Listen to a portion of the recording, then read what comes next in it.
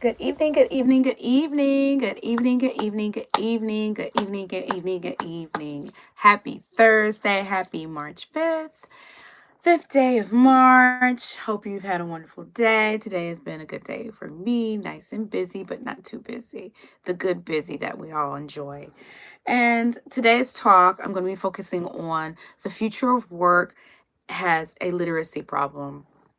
I ran across some crazy statistics that focus on illiteracy in America and also around the world and how that can impact the future of work. We see corporations really focusing on the idea of AI and all future technologies, also with the assumption that the human can be replaced. But I am one that does not believe that the human cannot be replaced.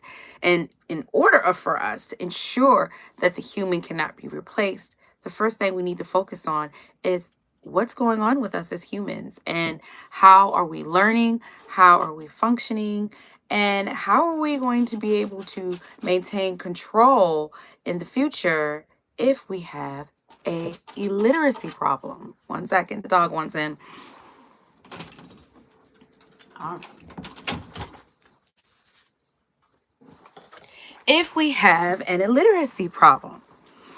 If we have an illiteracy problem, that means that's a major situation. That means we have individuals that are unable to read and comprehend necessary information to do their jobs properly, to perform properly on the job, to even understand trainings or anything like that. Not saying that anyone that is illiterate is incapable or incompetent. It is just something that can hinder them and their ability to be competent. There are many functioning individuals that have gone throughout their lives and have been illiterate. My grandfather was one, did not learn to actually read and write until he was like old in his 60s, and my grandmother taught him.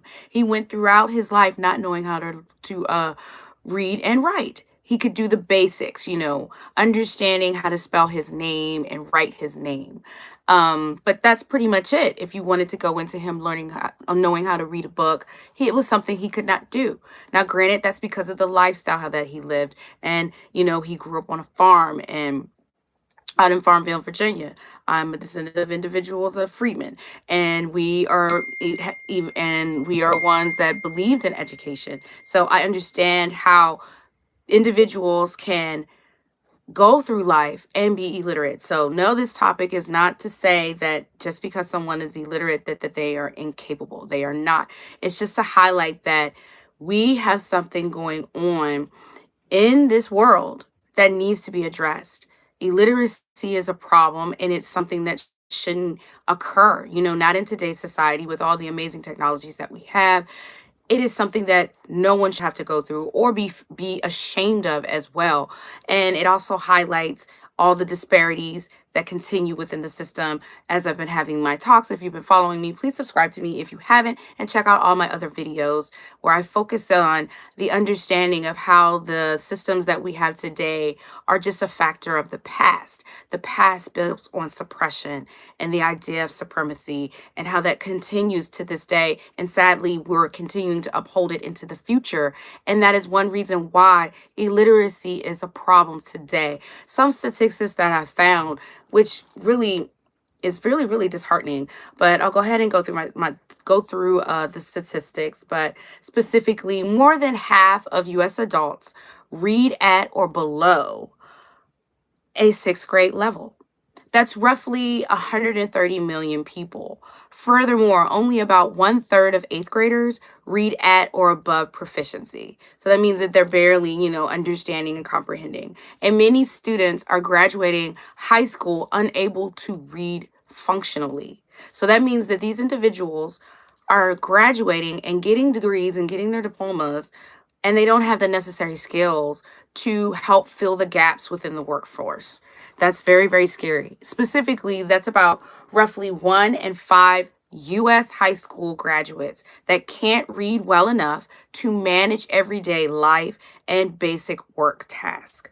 So when we say that, it's the understanding that how are these individuals are going to go on into life and be self-sufficient in a way where they can, really contribute to their lives. And of course, as corporations look at society and, government and all that, society, how do you go on to be self-sufficient in today's society and get the job that you actually deserve? Because as I said, just because you cannot read or you are illiterate in some way, it does not mean you're competent. And of course, yeah, many would say, well, we have AI and things like that, but we have to understand that AI is a tool, and AI cannot be used to replace us, the human. And that's one thing that we have to stand firm on, and not focus on that being something that is something that can replace us.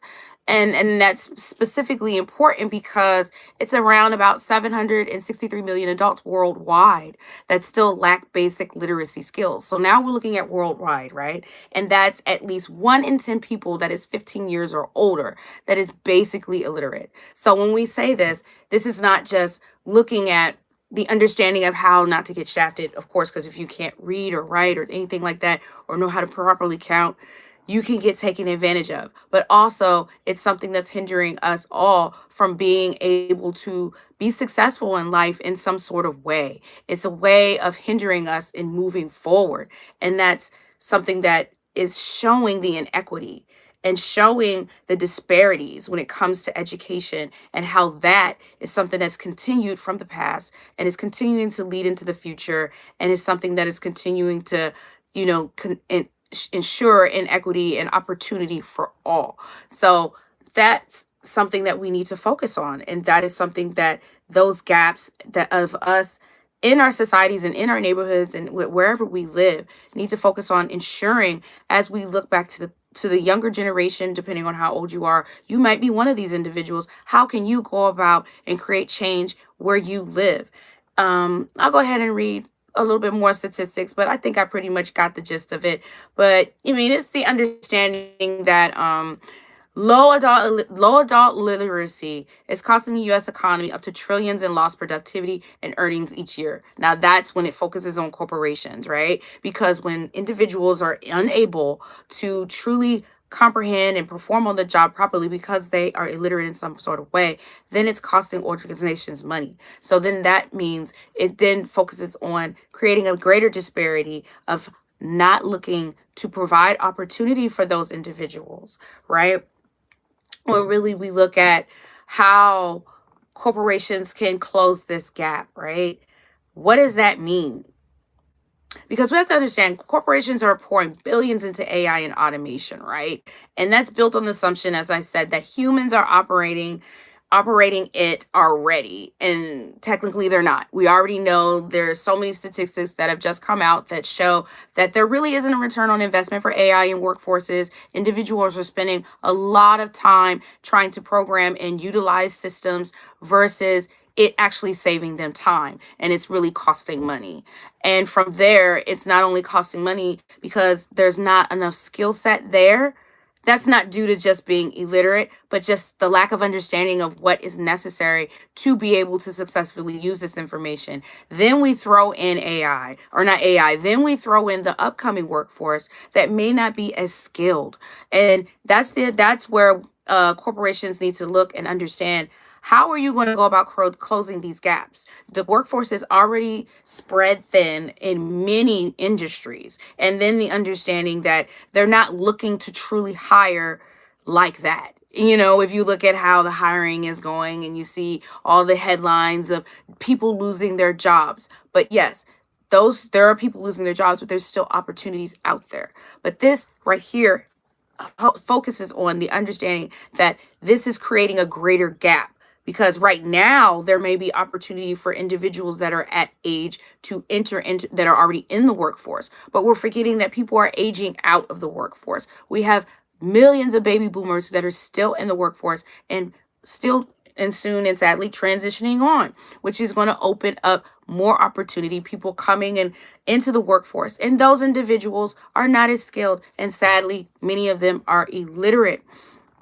And that's adding on to, as I said, the 70% of workers that are already lacking the skills that are necessary to do the jobs that they do. So it's all about, how do we as individuals be future ready, and individuals within our community, what needs to be done within our communities and in our local societies and society as a whole to help fill this gap. Now, I'm speaking from, of course, we already know holding government accountable, looking at why these gaps are occurring. And in lots of spaces, are people even aware of this going on, right? Depending on where you live. So that's why this talk is necessary, because depending on where you live, there may not be this issue, but you don't know if outside of the basic testing that is implemented within the school system, SOLs and all of that. Yeah, kids are learning to pass tests, but that doesn't mean that they are competent. We have to understand the fact that tests don't guarantee performance. You can perform well on a test and perform horribly on the job. It's been proven time and time again. That's why it's necessary to understand that in order for us as individuals to be future ready, and for those that are in leadership roles and, supervisory roles, how can we be future ready? How can we focus on looking at how we in the workforce can highlight this importance, to ensure corporations are willing and not only willing, but are investing in upskilling and reskilling. And that's something that we have to understand, because we can't automate we cannot automate ourselves out of a literacy crisis. That is something we cannot do. I repeat again, we cannot automate ourselves out of an illiteracy crisis. We cannot claim to be future ready and our workforce doesn't have the tools or the opportunities to upskill if we are not investing. So it's important for us to know where to look and how to highlight these things, and also make it easier for people that are maybe struggling to have opportunities. And that's where we have to align and ensure that there's alignment between the workforce and the education system. That is something that must be done. And it's necessary. We see all the time of how corporations claim to partner with community, but you're looking to community to hopefully enter into your workspace. So you're hiring from within the community. So that means that you need to be aware of ensuring that the community has the skills that the corporation is looking for, right? Because we live in a hamster wheel society of never ending rat race, right? So in order for the rat race to be effective and beneficial for all, that means there must be alignment to ensure that that skills gaps are closed and that individuals are being provided opportunities to level up and have an opportunity, a fair and equal opportunity for all, especially when corporations look and claim that they are for equity and they're for providing opportunities, even though they shift away from DEI and using different language. This is an investment that should be made. And this is an investment that should be highlighted through HR and through other people departments, so that they are helping to provide the information to know what skills are necessary, why are there skills gaps, if there's a funding issue within the local communities, providing opportunities from that, and then from there, merging and then hiring from within. That's the key to closing that gap. And the key to that being efficient and effective is to continue the alignment and actual collaboration between corporations and government. And I know a lot of people think that that doesn't already occur, but it occurs a lot of times within our communities. It's just something that is not really highlighted and understood, but it is something that can occur. And that this is all necessary because it's aligning with humans being the future of work and not just technology. Technology is a tool and it's something that must be understood. And we human are using the technology. So even then, if we're able to combat illiteracy by aligning with technology, it can't be effectively done if we are not investing in providing the necessary trainings and providing the necessary understanding of how to go about closing these skill gaps, ensuring people are able to truly be able to communicate effectively, whether through written or reading. That's the key. Communication is the essential skill for the future. How we communicate, how we read, how we go about having understanding. These are all forms of skills that are the key to the future. They're the key to us utilizing said tools such as AI and technology. And if we're not able to utilize those skills effectively, then the tool is not beneficial to us. This is another reason why it highlights how AI has not resulted in an actual return on investment for businesses and individuals that use it because of so much tediousness that does go into it, regardless of how exciting it may be because it is the future. So, we need to turn this frown upside down. We need to focus on how we can turn the frown upside down by investing in people and actually doing the work to make sure that people are being given the skills that they are needed to uplift society. Because when individuals have the proper skills, it's contributing more to society because more opportunities can be created, more innovations can be created, and more understanding can be recognized so that misunderstandings and losses can be prevented.